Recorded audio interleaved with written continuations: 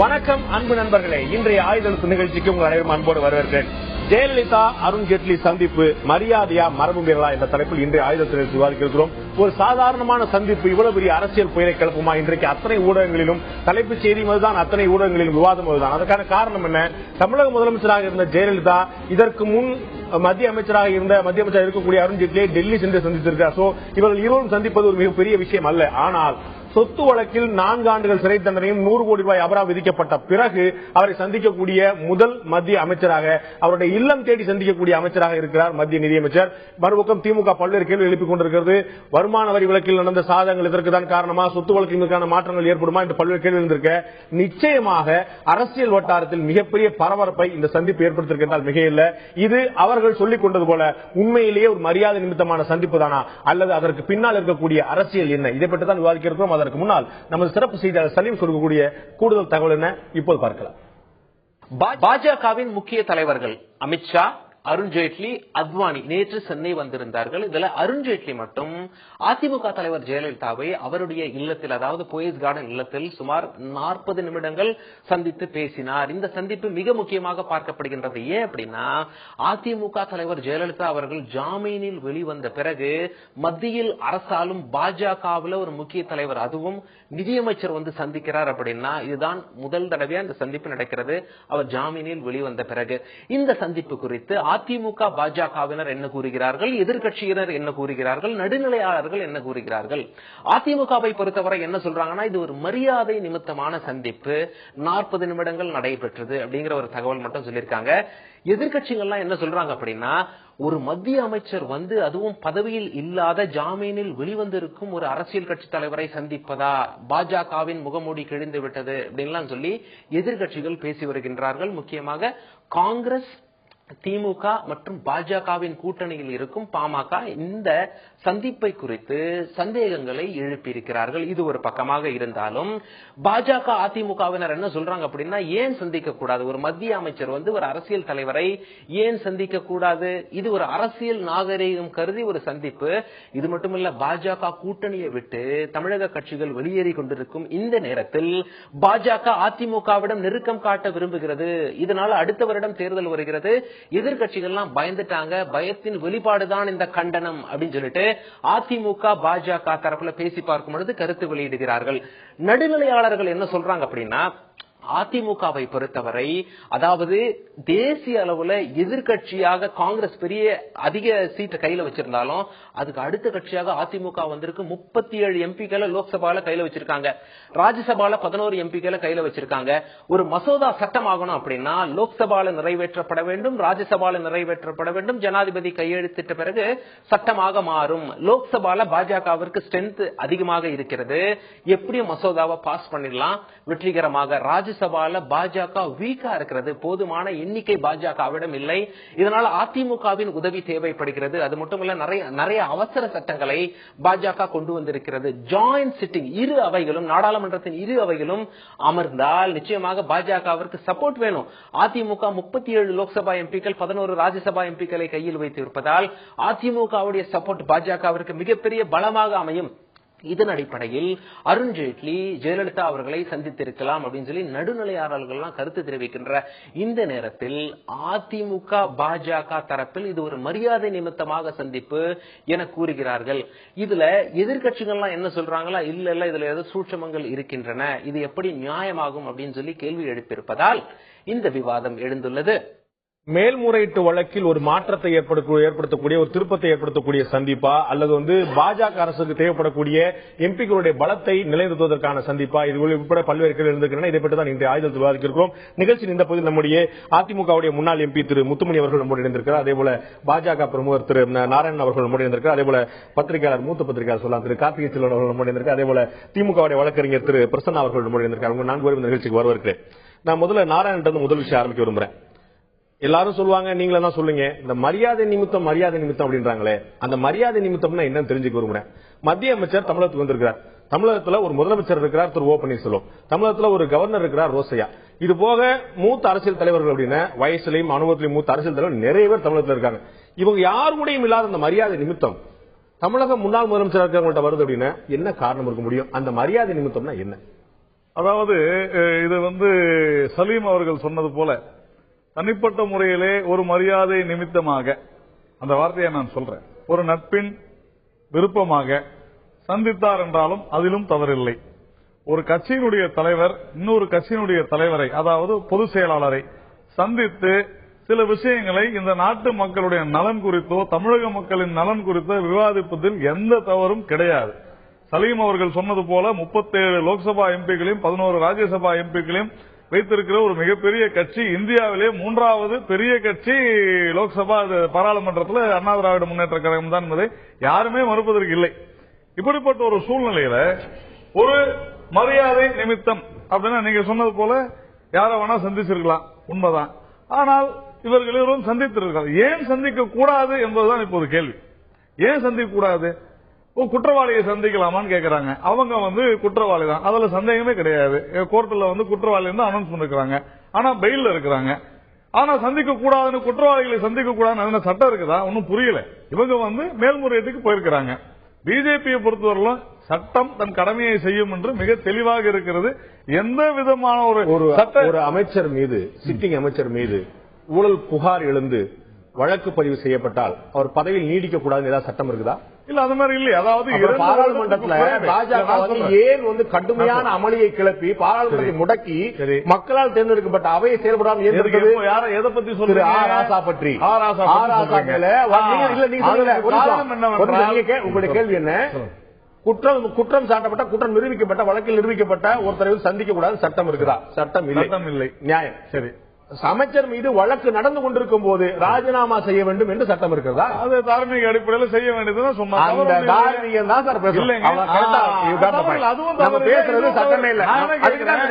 மரியாதை நிமித்தம் இல்லவே தார்மீகம். அதுவும் நாங்கள் கேட்டதும் சரிதான்.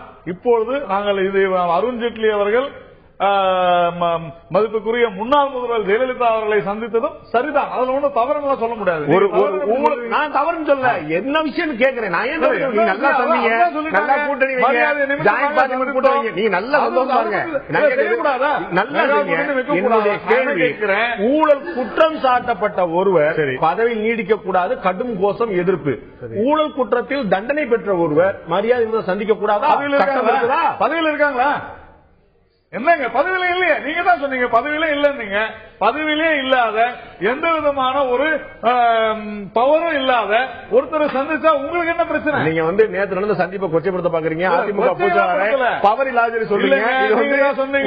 பதவியில் இருக்க பதவி என்பது அரசாங்க பதவி. பவர் இல்லாத வழக்கம் போலவே பாண்டே அவர்கள் மிக சாதுரியமாக நீங்க வார்த்தை விளையாட்டுல நல்லா செய்றீங்க. அது ஓகே. ஆனால் நான் அதுல மாட்டிக்க மாட்டேன். ஏனென்று சொன்னால், நான் பதவி என்று சொன்னது அவர் முதல்வராக நீடிக்கிறாரா இல்ல ஆட்டோமேட்டிக்கலி டிஸ்குவாலிஃபைடு.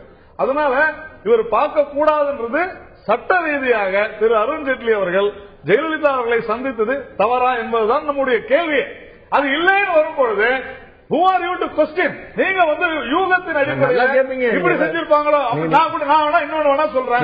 இவங்க ஒருவேளை அருண்ஜேட்லி அவர்கள் இப்படி செய்திருப்பார்களோ, அது போன்று பேசியிருப்பார்களோ, ஊடகங்கள்ல தினம் செய்தி வருது.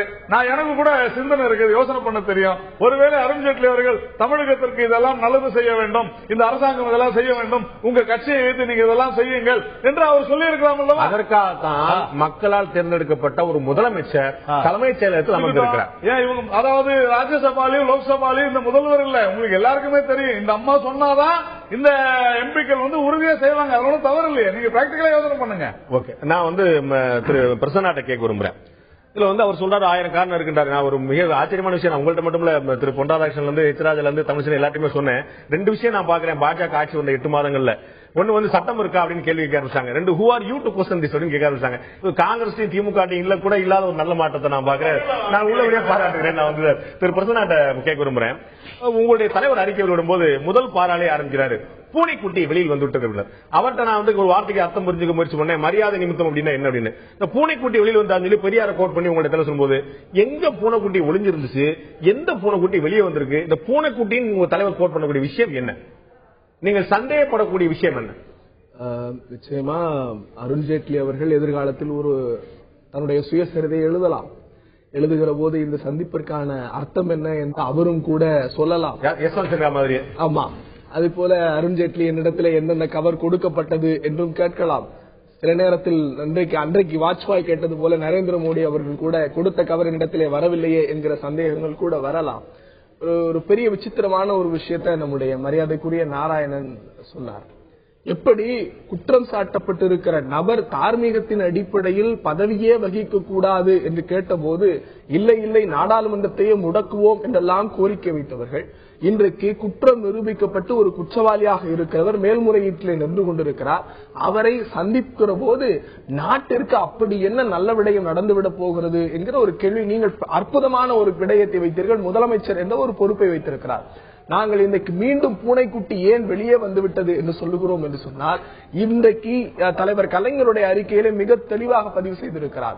வருமான வரித்துறையினுடைய 18 ஆண்டு கால வழக்கு இன்றைக்கு முடிவு பெற்றிருக்கிறது. அந்த வழக்கில் இத்தனை ஆண்டு காலமாக அந்த காம்பன்சேட் என்று சொல்லப்படுகிற அந்த ப்ரொசீடிங்ஸ் இதுவரைக்கும் தெரியாமல் இருந்ததா அல்லது தண்டனை கிடைக்கப் போகிறது என்பதன் அடிப்படையில் இன்றைக்கு அவர்கள் சமாதான உடன்படிக்கையிலே செயல்பட்டார்களா? இதற்கு இந்த துறையினுடைய அமைச்சர் முக்கியமானவர். அந்த துறையின் கீழ் வருகிற அதிகாரிகள் இவற்றிடையே கண்டிப்பு நிச்சயம் இதை கேட்டிருப்பார்கள்.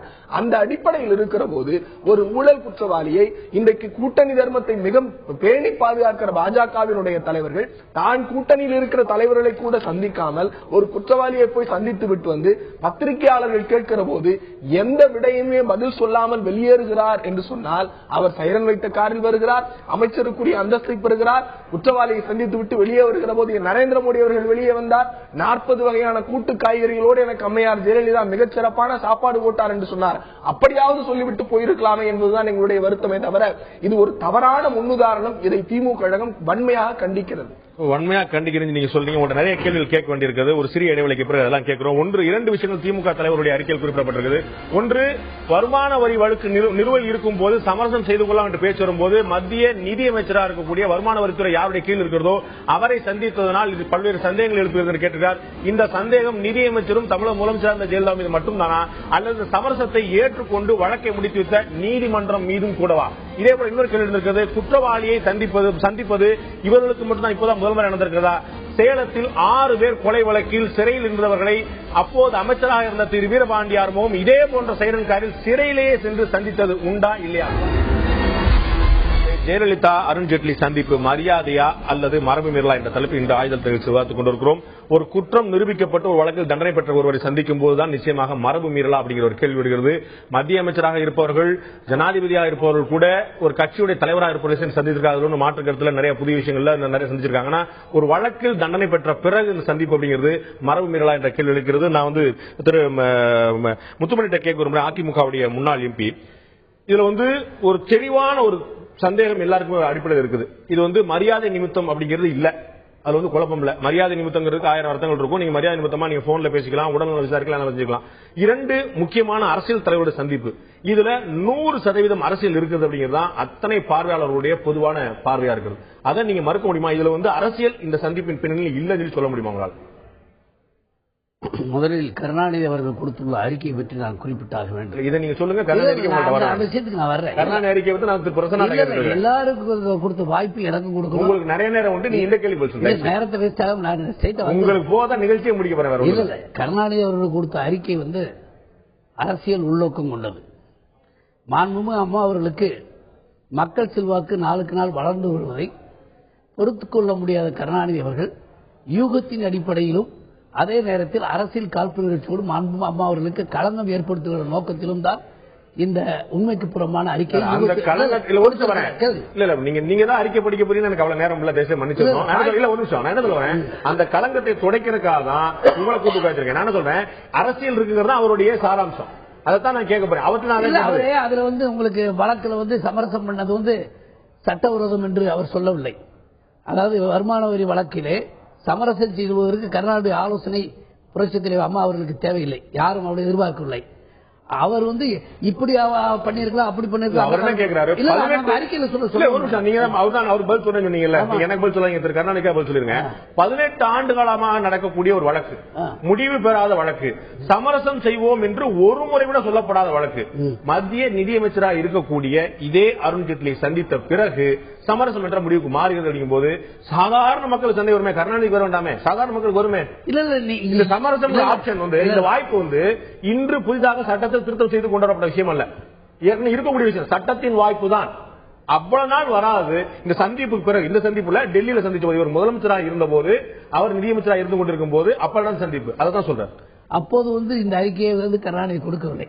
சந்திச்ச உடனே என் மனசுல இப்படி சந்தேகம் ஏற்படுது, இப்படி நடக்க போகுது என்று கருணாநிதி அவர் மனதில் தோன்றவும் இல்லை, சந்தேகம் வரவும் இல்லை. அப்படி ஒரு அறிக்கை கருணாநிதி கொடுக்கவே இல்லை. இது பின்னிட்டு யூகத்தின் அடிப்பில் ஒரு கதையை ஜோடிப்பதற்காக பல்வேறு கருத்துக்களை சொல்லி வருகிறார். நீங்க கால வருஷப்படி தப்பா யோசிக்கிறீங்கன்னு நினைக்கிறேன். அவங்க என்ன சொல்றாரு, சந்திப்பு முதல்ல நடந்துச்சு, சமரசம் பின்னாடி நடந்துச்சு, தொடர் சந்திப்பு இன்னைக்கு நடக்குது. இப்பதான் மூன்றையும் முடிச்சு போட்டு மக்கள் இப்படி பாப்பாங்கன்னு சொல்றாரு. அவர் யூகிப்பதும் முடிச்சு போடுவது அவருக்கு கைவரு சொல்லுங்க சொல்ல வர்றேன். இன்றைக்கு ஜேட்லி அவர்கள் தனிப்பட்ட முறையில் எடுத்துக்கொண்டாலும், ஒரு அரசியல் கட்சியுடைய முக்கிய பிரமுகர் என்று எடுத்துக்கொண்டாலும், நிதியமைச்சர் எடுத்துக்கொண்டாலும், ஒரு அனைத்து இந்திய அதிமுக ஒரு மாபெரும் மக்கள் சக்தி பெற்ற இயக்கத்துடைய பொதுச் செயலாளர் தலைவரை வந்து சந்திப்பதில் எந்த விதமான சட்ட மீறலும் இல்லை, மரபு மீறலும் இல்லை என்று நான் அழுத்தம் திருத்தமாக சொல்லுவேன். சட்ட மீறல் இருக்குதுன்னு யாரும் சொல்ல, மரபு மீறல் கேள்வி நீ பதில் சொல்றீங்க. ஓகே, நம்ம மரபு வந்து பார்க்கலாம். மரபு நான் முதலே சொன்ன மாதிரி மரபு மீறல் எங்க வந்ததுன்னு மத்திய அமைச்சரோ ஜனாதிபதியோ சந்தித்த வரலாறுலாம் உண்டு. ஒரு கட்சியோட தலைவர் ஒன்னும் குழப்பத்துக்கு இல்ல. வழக்கில் நீங்க குற்றவாளி என்று கருணாநிதி அவர்கள் உச்ச நீதிமன்றத்துடைய நீதிபதி சர்க்காரி அவரால் வந்து விஞ்ஞான ரீதியா ஊழல் குற்றம் புரிந்தவர் என்று குற்றம் சாட்டப்பட்டவர். அதற்கடுத்து அவர் என்ன போய் தலைவர்களை பார்த்தது இல்லையா? அதை யாரும் தடுத்தார்களா? நீங்க புரிந்து கொள்ள வேண்டும். கனிமொழி எம்பி வந்து 6 மாதம் சிறையில் இருந்தார்கள், விசாரணை கைதியாக இருந்தார்கள். அதே போல வந்து ராஜா ஒரு ஆண்டு சுமார் இருந்தார்கள். அப்படிப்பட்டவர்கள் என்ன வந்து எந்த தலைவரையும் பார்க்காம பிஎம்ஐ சோனியா காந்தி போய் பார்ப்பதை வந்து இல்ல இல்ல நீ குற்றவாளியாக பாதிக்கப்பட்டிருக்க. உங்களுக்கு அந்த வித்தியாசம் நல்லா புரியும். எஃப்ஐஆருக்கும் சார்ஜ் ஷீட்டுக்கும் அக்யூஸ்டுக்கும் கிரிமினலுக்கும் தண்டனை முடிவடைக்கும் தண்டனை விசாரணை நிலுவைக்கும் எல்லாத்துக்குமான வித்தியாசம் நீங்க முழுமையாக டைரக்டா வந்துடுறேன். அம்மா அவர்களை குற்றவாளி என்று கருணாநிதி தன்னுடைய அறிக்கையில் சொல்லி இருப்பதை நான் வன்மையாக கண்டிக்கிறேன். அனைத்து மக்களுடைய கண்டனத்துக்குரிய விஷயம் நீங்க நல்லா புரிஞ்சுக்கணும். கீழ்கோர்ட்டுடைய தீர்ப்பு என்பது இறுதியானது அல்ல. இறுதியானது என்று சொன்னா எதுக்கு சுப்ரீம் கோர்ட் இருக்கு, எதுக்கு ஹைகோர்ட் இருக்கு? நிச்சயமா அப்ப கீழ்கோர்ட்ல கலைச்சிடலாம், சுப்ரீம் கோர்ட் வைக்கலாம்ல. இல்ல அப்படி அல்ல. இதற்கு முன்னால் ஏற்கனவே 2 வழக்குல தண்டனை பெற்று அந்த வழக்குல அவங்க விடுதலையான பிறகு இன்னைக்கு யாருமே அவங்க சொல்ல அந்த பத்தி புரியுங்களா? பிரசிடென்சியல் தண்டனை வந்த போதோ டான்சில பிரச்சனை வந்த போதோ அவர்கள் யாரும் இன்னைக்கு சொல்ல. ஏன்னா அதுல விடுதலை பெற்று விட்டார்கள். விடுதலை பெற்றால் யாருமே சொல்ல போகல. விடுதலை பெறும் வரை இந்த விமர்சனம் இருக்கு. விமர்சனம் இருப்பது உங்க யூகிப்பது ஒவ்வொருத்தர் அவருடைய கருத்தை ஜனநாயகத்தில் சொல்லுவதில் மாறுபட்ட கருத்தில்லை. நான் அடுத்த திருத்தமாச்சு. இப்ப சுப்ரீம் கோர்ட்டுடைய பெயில் அம்மா வந்திருக்காங்க. பெயில வந்தது மட்டும் இல்லாம சுப்ரீம் கோர்ட் வழிகாட்டுதலின் பேரிலே இன்றைக்கு உயர்நீதிமன்றத்திலே அப்பீல் தாக்கல் செஞ்சிருக்காங்க, மேல்முறையீடு. அந்த மேல்முறையீடு தாக்கல் செய்து விசாரிக்கும் போது கீழ்கோர்ட்டுடைய தீர்ப்பு முழுவதும் நிறுத்தி வைக்கப்பட்டு இருக்கிறது என்பதை நீங்க ஏன் கருத்துக் கொள்ளவில்லை? தீர்ப்பு நிறுத்தி வைக்கப்படல, தண்டனை நிறுத்தி வைக்கப்படல. அவங்க வந்து தண்டனை அமல்படுத்துவது மட்டும் தற்காலிகமாக நிறுத்தி நீங்க சொன்னீங்களா? அமல்படுத்துவது சொன்னால் என்ன? தண்டனை அமல்படுத்துவதற்கான வாய்ப்பு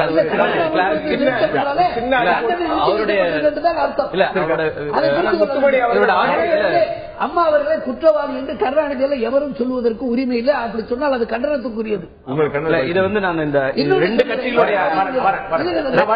கட்சிகளுடைய அரசியல் இல்லாம நான் தனித்து பார்க்க விரும்புறேன். இந்த விஷயத்துல ஒரு விஷயம் சொன்னாரு, இது வந்து இப்ப அப்பீல்ல இருக்காங்க, சரியான விஷயம் தான். ஆனால் டிஸ்குவாலிஃபை ஆயிருக்காங்க, அதையும் நம்ம கருத்துல எடுத்துக்கணும். இப்ப வந்து தண்டனையில இருந்து அப்பீல் போயிருக்காங்க, அதனால அதை உடனடியா இறுதி தீர்ப்புன்னு எடுக்க முடியாதுன்னு சொல்ல முடியாது. ஏன்னா ஒரு கீழ் நீதிமன்றம் கொடுத்ததுன்னா அந்த தீர்ப்பை மேல் நீதிமன்றம் நீக்கும் வரை அந்த தீர்ப்பு அமல்ல இருக்கிறது தான். அது சட்ட வழக்கறிஞராகவும் இருக்கிற ஒரு கட்டாயம் தெரிஞ்சிருக்கும். டிஸ்குவாலிபிகேஷன் வரைக்கும் போனதும் முதலமைச்சர் அப்படிங்கிற ஒரு கருத்தும் இருக்கு. இதை தாண்டி இதுல வந்து அதிமுக தலைவரை விட இதுல பதிலளிக்கக்கூடிய இடத்துல இருக்கிறதாக நான் பாக்குறது பிஜேபி தான். ஏன்னா நீங்க வந்து இதற்கு முன்னாடி இது நடக்கலையா, தார்மீக ரீதியா நடக்கலையான்னா நடந்துட்டு இருக்கு. இப்போ இதுல மாட்டுத் தீவன வழக்குல வந்து குற்றவாளியாக தண்டிக்கப்பட்ட லல்லு பிரசாத் யாதவ் எல்லாரையும் சந்திச்சிட்டு இருக்காரு. போன தேர்தலுக்கு முன்னதாக சோனியா காந்தியை பார்த்தாரு, ராகுல் காந்தியை பார்த்தாரு. இப்பவும் வந்து ஜனதா கட்சி கூட்டணின்னு எல்லா தலைவர்களோடையும் பேசிட்டு இருக்காரு, வந்துட்டு இருக்காரு. இந்த விஷயங்கள் எல்லாம் போனாலும் கூட ஊழலுக்கு எதிராக நாங்கள் வந்து ரொம்ப சிறப்பாக செயல்படுவோம், ஊழல் எதிர்ப்பு தான் எங்களுடைய முக்கியமான குறிக்கோள் என்று சொல்லி ஆட்சிக்கு வந்த பிஜேபி அப்போ இந்த மாதிரி ஒரு விஷயத்தை எடுக்கும் போதுதான் அந்த கேள்விக்குள்ளாக வேண்டியிருக்குது. ஏன்னா நீங்க அருண்ஜேட்லி ஒரு சீசன் பாலிட்டிஷியனா பாக்குறாங்க, மற்ற அரசியல்வாதிகளோட நம்ம வந்து அவர் ஒப்பிட முடியாதுன்னு பிஜேபியோட ஒரு கிளைம். அவர் வந்து ஒரு சட்ட வழக்கறிஞராக, சட்ட வல்லுநராக இருந்திருக்கார். அவருடைய சந்திப்பை நான் இப்போதும் கூட அதற்கான நம்ம வந்து முழுமையா நிராகரிக்க முடியாது. அவர் ஒரு ஏற்கனவே வழக்கறிஞராக இருந்தவர் ஜெயலலிதா, அந்த அடிப்படையில போய் பார்க்கலாம். அல்லது இதெல்லாம் இருந்தாலும் கூட ஒரு குற்றவாளி அப்படின்னு வந்த பிறகு வரும்போது சந்தேகங்கள் எழுவதை தவிர்க்க முடியாது. என்னன்னா அதுல ஏன் இந்த சந்தேகங்கள் கூடுதலா வருது அப்படின்னா, அவர் இந்த கூட்டத்தை முடிச்சிட்டு வருவது ஒருவேளை பாராளுமன்றத்தில் எங்களுக்கு வந்து ஒரு ஃப்ளோர் கோஆர்டினேஷன் வேணும், இல்ல இவர்களுடைய ஆதரவு வேணும்னா அதை வெளிப்படையா சொல்றதுல எந்த தயக்கமும் இருக்க போறது. ஒரு அரசியல் கட்சியினுடைய ஆதரவை கேட்பது ஒன்னும் அவ்வளவு தவறான விஷயம் இல்ல. எங்களுக்கு வந்து ஆர்டினன்ஸ் பாஸ் பண்ண வேண்டியிருக்குது, இதுல இந்த விஷயங்களுக்காக நாங்கள் சந்தித்தோம் அப்படின்னு சொல்றதுல கூட அவருக்கு எந்த தயக்கமும் இருக்க முடியாது. அவர் அந்த வெளிப்படைத்தன்மை இல்லாத போதுதான் இந்த சந்தேகங்கள் எழ வேண்டிய அவசியம் இருக்கு, கேள்விகள் முன்வைக்கப்படுது. நாராயணசாமி நானே கேட்டுறேன், உங்களுக்கு எல்லாம் விளக்கம் சொல்லணும்னு ஏதாவது சட்டம் இருக்கா?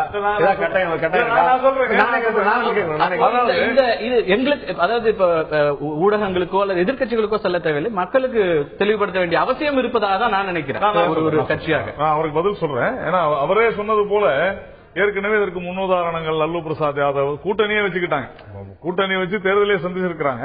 அதே போல திரு வைகோ வித்தியாசம் ஒண்ணு இருக்கு உங்களுக்கு சொல்ல விரும்புறேன். நான் லாலு பிரசாத் போய் சோனியா பார்த்தார், சோனியா போய் லாலு பிரசாத்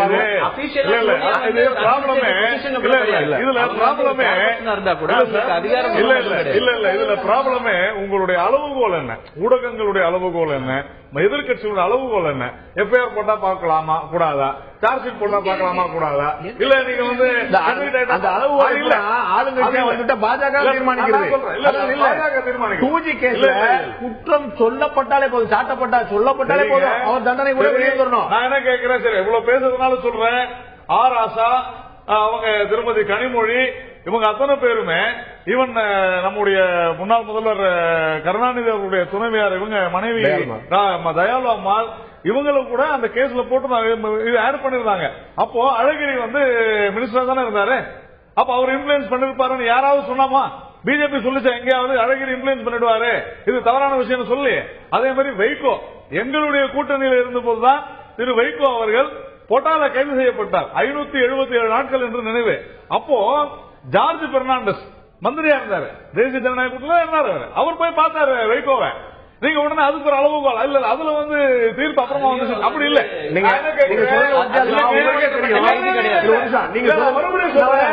உங்களுக்கு தெரியும் அழகிரி அவர்கள் இன்ஃப்ளூயன்ஸ் பண்ணாரு குற்றஞ்சாட்டமே ஏன் அப்படின்னா இங்க ப்ராப்ளமே நீங்களா வந்து கன்விக்ட் ஆனா சண்டை அவருக்கு இல்ல, இவருடைய பாஜகவுடைய கூட்டணி கட்சியான பாமக பாருங்க. அருண்ஜேட்லி பண்ண முடியும்னு கருதுறீங்களா? நீங்க தான் சொல்றீங்க. அம்மாவை வந்து இவர் பார்த்ததுனால நீதிமன்றத்தை வந்து ஜேட்லி அவங்க வளைச்சிருவாங்க உங்களுடைய கருத்து அப்படி இருக்கா? என்னுடைய கருணாநிதி கேட்கிறாரு,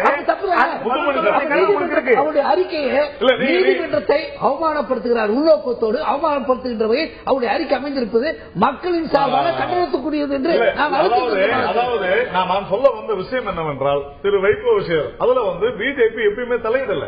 ஏனென்று சொன்னால் சட்டம் தன் கடமையை செய்யும் என்று நாங்கள் அமைதியாகத்தான் இருந்தோம். ஒன்று. இரண்டாவது, நீங்க அறிக்கை கொடுத்தீங்க இந்த மாதிரி வைகோ பேசுறது தப்பு கிடையாது சொல்லிட்டு மத்திய அரசு வந்து வைகோக்கு ஆதரவாக சட்டத்தை தவறாக பயன்படுத்தினோமா? என்னுடைய கேள்வி அதுதான். இன்னைக்கு நேற்றைய முன்தினம் முக்தார் அப்பாஸ் நக்விக்கு ஒரு ஆண்டு சிறை தண்டனை கிடைத்திருக்கிறது. நாங்க நினைச்சிருந்தா, அதாவது உடனே நீங்க நினைச்சிருந்தா நீங்க வந்து அவருக்கு விடுதலை வாங்கி கொடுத்தோம் சொல்லுவீங்களா? ராம்பூருக்கு செஷன்ஸ் கோர்ட்ல நடந்திருக்குது. நான் என்ன சொல்றேன், பிஜேபி சட்டத்திற்கு எதிராகவோ அல்லது சட்டத்தை தன் கையில் எடுத்துக்கொண்டு ஏதாவது செய்ததாக ஒரே ஒரு குற்றச்சாட்டு சொல்லுங்கள். முடியாது. உங்களால குற்றச்சாட்டு யாருமே சொல்ல. என்ன சொல்றாரு? நான் என்ன கேட்கிறேன், ஜெயலலிதா இந்த விஷயத்துல, இந்த விவகாரத்துல அருண்ஜேட்லி ஏதாவது சமரசம் பண்ணிடுவாரோ அப்படின்னு தான் இப்ப எல்லாருமே அறிக்கை போடுறாங்க, பயப்படுறாங்க. நான் என்ன கேட்கிறேன், அப்போ 2G விஷயத்துல இவங்க எல்லாம் இன்ஃபுளுன்ஸ் பண்ணிருப்பாங்க இல்லையா? பண்ணிருக்கலாம் இல்லையா? கேட்கலாம் இல்லையா? அவர் வந்து தமிழகத்தோட முதலமைச்சரா இருந்த போதுதான் அவருடைய மகள் சிறையில் அடைக்கப்பட்டாங்க. சரி, சமரசம் பண்ணி தான் போயிருக்க வேண்டியது இல்லையா? கேட்கிறேன், அதுதான் கேட்கிறேன். நீங்க பண்ணிருக்கலாம் இல்லையா?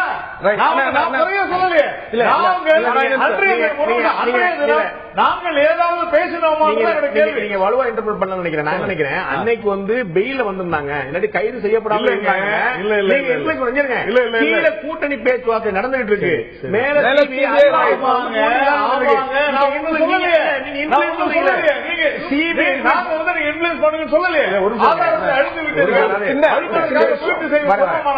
உங்களுக்கு வேற கேள்வி வச்சிருக்கேன். திரு கருணாநிதி வந்து ரொம்ப தெளிவா சொன்ன விஷயம், எல்லாரும் அவங்களுடைய செயற்குழு பொதுக்குழு பூரா பேசின விஷயம், காங்கிரஸ் நமக்கு பச்சை துரோகம் பண்ணிருச்சு, கூடவே இருந்து கழுத்து அறுத்துருச்சு, அவங்க எந்த சாதகம் பண்ணலன்னு செயற்குழு பொதுக்குள்ள வெடிச்சு வெடிச்சு பேசினாங்க. இவங்க ஜெயலலிதா குற்றவாளி இல்லைன்னு சொல்லிருக்கிறாரா? அப்படி சொல்லல. அப்புறமா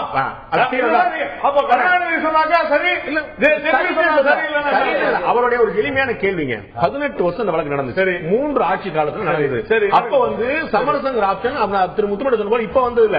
இன்கம் டாக்ஸ் இன்கம் டாக்ஸ் கிடையாது. ஏன்னா இன்கம் டாக்ஸ் தான் இவர் தொடர்புடைய அமைச்சரா இருக்காரு, அவருக்கு தான் இன்கம் டாக்ஸ் வருது. மத்தவளை பத்தி நம்ம பேசல. அப்ப அவங்க என்ன சொல்றாங்க, 18 ஆண்டுகளாக தோன்றாத இந்த வாய்ப்பு ஏற்கனவே இருக்கக்கூடிய சமரச வாய்ப்பு. இந்த சமரசங்கிறது சட்டத்தில் உள்ள விஷயம். நான் புரிஞ்சுக்கிறேன், சட்டத்தில் உள்ள விஷயம்.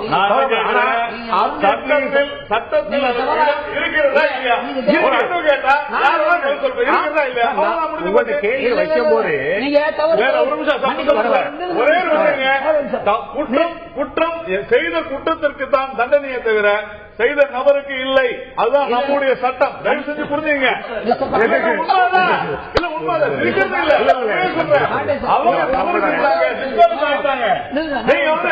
நபரை பார்க்க கூடாது. ஜெயலலிதா அவர்களை சந்திக்க கூடாது என்று எப்படி நீங்க சொல்லலாம்? இல்ல ஒரு நிமிஷம், நபர் சந்திக்க கூடாது. அந்த நபரை ஒரு நிமிஷம் அவங்க செய்தது குற்றம் தான். அதுக்கு நீங்க அதுக்கு தண்டனை கொடுத்திருக்காங்க. கேள்வியை நீங்க சரியா உள்வாங்கன்னு சொல்றேன். கருணாநிதி வந்து கேட்கக்கூடிய கேள்வி, ஜெயலலிதாவும் ஜெட்லியும் ஏன் சந்தித்தாருன்னு சொல்ல, அவர் பூனைக்குட்டி வெளிவந்து சொன்னதோ இந்த உதாரணம் சொன்னதோலாம் இந்த சந்திப்புக்கு இந்த சந்திப்புல இதற்கு முந்தைய சந்திப்புக்கு பிறகு இப்படி சமரச வாய்ப்பு வரும்போது சந்தேகத்தை தோற்றுவிக்கிறதா இல்லையா? அதுதான் நான் சொல்றேன். கர்நாடக சந்தேகம் வர்றது நம்ம எப்படி தடுக்க முடியும்? அவருக்கு போதுன்னு அவர் நினைக்கிறாருன்னா அதுக்கு என்ன செய்ய முடியும்? இப்படி நடந்திருக்கும் அப்படி நடந்திருக்கும். நான் கேட்கிறேன், உங்களுக்கு கேட்கிறேன், மன்னிக்க வேண்டும் ஆங்கிறவங்க கேட்கிறேன். அதாவது நான் கேள்வியா கேட்கல, உங்களோட வந்து சில விஷயங்களை மேலும் நான் தெரிஞ்சுக்கிற மாதிரி எடுத்துக்கங்க. இன்னைக்கு வந்து ஜேட்லியை பார்த்தார் என்பதற்காக ஜேட்லி நீதிமன்றத்தை இன்ஃபுளுன்ஸ் பண்ணினார் என்று நீங்கள் சொல்ல வருகிறீர்களா? நான் நிச்சயமா சொல்ல மாட்டேன். கர்நாடகா எப்படி சொல்ல அரசியல் வேடியை சொல்ல சொல்லுங்க. சந்தேகப்படுங்க இதுக்கு யாரும் செய்ய முடியும்?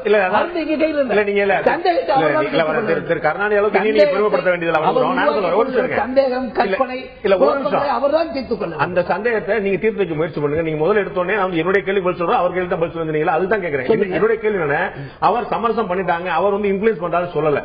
ஆனா இதுல ஒரு முக்கியமான நீதிமன்றம் ஏற்றுக்கொள்வதற்கு முன்னால் ஒரு முக்கியமான பகுதி இருக்கு.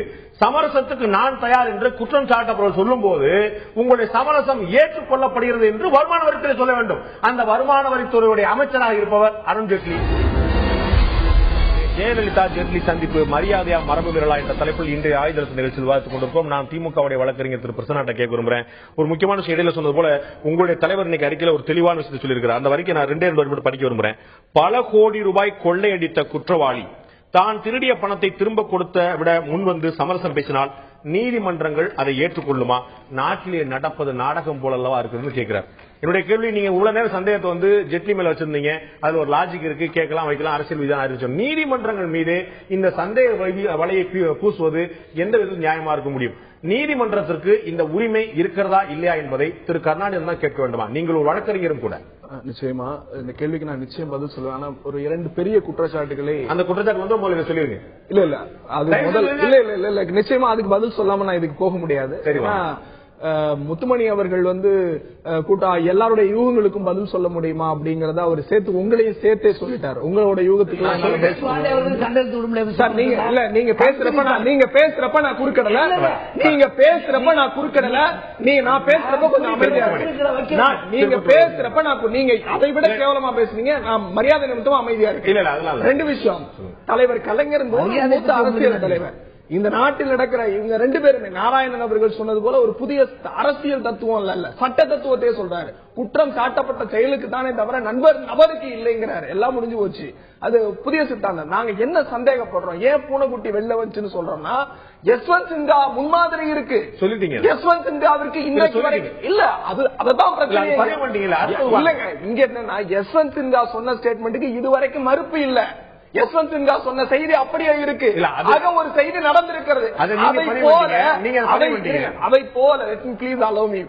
போல இன்னொரு சம்பவம் நடந்துவிடக் கூடாது என்பதில் ஒரு எதிர்கட்சியான சந்தேகம் இருக்கக்கூடாது. சந்தேகம் நான் முதல்ல சொல்லிட்டேன், லாஜிக் இருக்கு, நான் முதலே பதிவு பண்ணிட்டேன், அதை நானும் ஏற்றுக்கொள்கிறேன். நீங்க சந்தேகப்படுவதற்கு 100% உரிமை இருக்கிறது. யாரை? அருண்ஜேட்லியவோ ஜெயலலிதாவையோ. என்னுடைய கேள்வி, உங்களுடைய தலைவருடைய கேள்வி 2 தலைவர்கள் மீது மட்டுமல்ல, நீதிமன்றம் மீதும் பாய்கிறது. இது எப்படி நடக்கக்கூடியது? நாடகம் போலவா இருக்கிறது.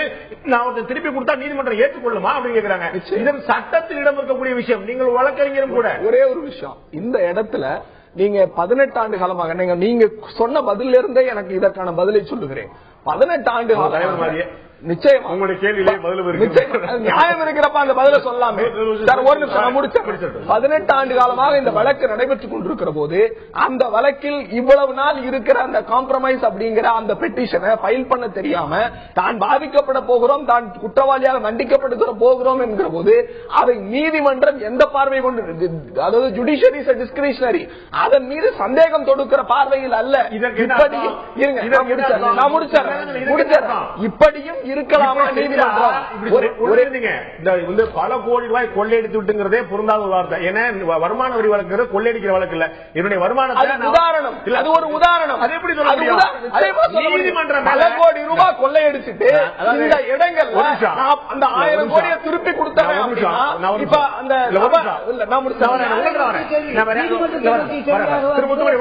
நீதிமன்றத்தை கொச்சைப்படுத்துறதுல முதலிடம் வைக்கிறது அதிமுக.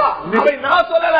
நீதிமன்றம் வேலூர் மாநகராட்சி மேயரை தலையில கொட்டி தீர்மானத்தை நிறைவேற்றி மைக்கேல் டி குண்டாட்ட போய் மன்னிப்பு கேளு. நீங்க சமத்துவபல நகராட்சி ஒட்டுமொத்த நீதிமன்றத்தையும் உங்களுக்கு நிறைய மக்கள் சொல்லி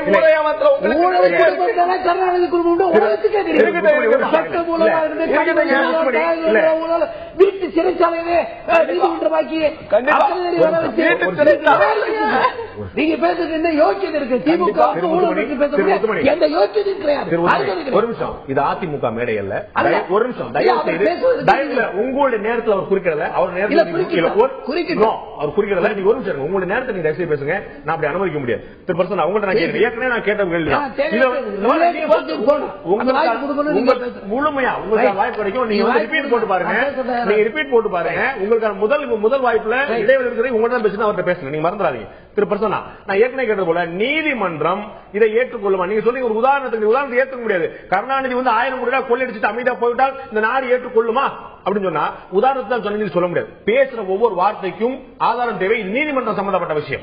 நீங்க நீதிமன்றம் கொள்ளையடிச்சுட்டு எப்படி ஏற்றுக்குவாங்கன்னு கேக்குறீங்க. கேள்வி நீதிமன்றம் மீது வைக்க, ஜெட்லி மீது வைங்க, ஜெயலலிதா மீது வைங்க. அரசியல் நாம் தலைவர்களை நீதிமன்றத்தின் மீது சந்தேக பார்வை எட்டால் என்ன நியாயம்? ஒரே ஒரு விஷயம், இந்த காஸ் ஆஃப் ஆக்ஷன் இருக்கு இல்லையா, ஐடி கேஸ்ல காம்ப்ரமைஸ் அப்படிங்கிற அந்த காஸ் ஆஃப் ஆக்ஷன் எங்க அரைஸ் ஆகுது? அது ஐடி டிபார்ட்மெண்ட்ல. It is equal to whether a provision is there or not. Absolutely, the provision is there. That's it. That's it. The provision is there. Is a provision. But the courts have a discretionary power to look into that matter. Exactly. ஒரே ஒரு நிமிடம்.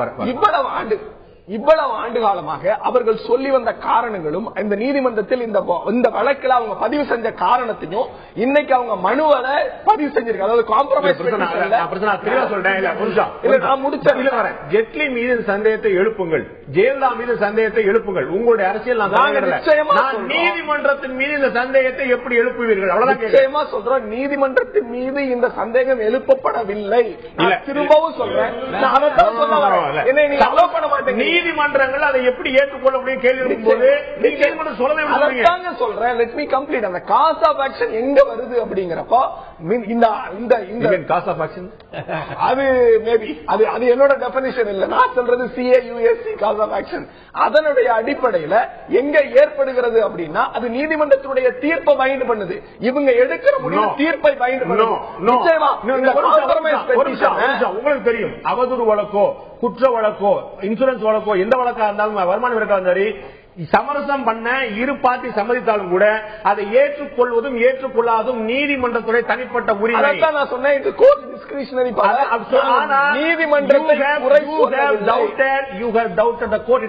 நிச்சயமா இல்ல, அது மறுக்கப்பட வேண்டிய ஒரு செய்தி. நாங்கள் நீதிமன்றத்தை இது வந்து நீங்க சொல்லிட்டீங்க. இன்னொரு கேள்வி, திரு வீரபாண்டி ஆறுமுகம் அவர்கள் தமிழகத்தில் வேளாண்மை துறை அமைச்சராக இருந்த போது சேலத்தில் 6 பேர் பட்டப்பகல படுகொலை செய்யப்பட்டாங்க வீடு புகுந்து. அந்த குற்றவாளிகள் சிறையில் இருக்கும் போது சிறையில் சென்று அமைச்சராக இருக்கும்போது இப்பயாவது வீட்டில் நடந்து இந்த சந்திப்பு சிறையில் சென்று அமைச்சராக இதே சைரன் காரெல்லாம் போட்டு போய் பார்த்தாரு வீரபாண்டி ஆறுமுகம். அப்போது தெரியவில்லையா குற்றவாளியை யார் சந்திக்கணும் யார் சந்திக்க கூடாது? மாநில அமைச்சர் சந்திக்கலாம், மத்திய அமைச்சர் சந்திக்க கூடாதா? தவறான முன்னுதாரணத்தை நீங்க பதிவு பண்றீங்க. கொலை குற்றாவது 6 பேர் கொலை. இன்னைக்கு அந்த வழக்கிலிருந்து பாப்பாரப்பட்டி சுரேஷ் வந்து விடுவிக்கப்பட்ட தள்ளுபடி நீதிமன்றத்தால டிஸ்சார்ஜ் செய்யப்பட்டிருக்கிற உண்டு.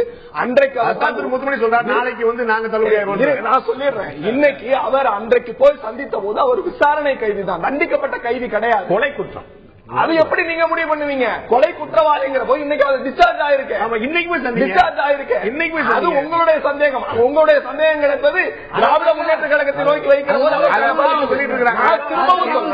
நான் திரும்பவும் சொல்றேன், இதே நான் முடிச்ச கேள்வி எனக்கு நீதிமன்றம் பாப்பாரப்பட்டி சுரேஷை தண்டிச்சுன்னா நாங்கள் தலைவணங்கி ஏற்றுக்கொள்ளுகிறோம். அதுல நாங்க விமர்சனம் வைக்க போறதில்லை.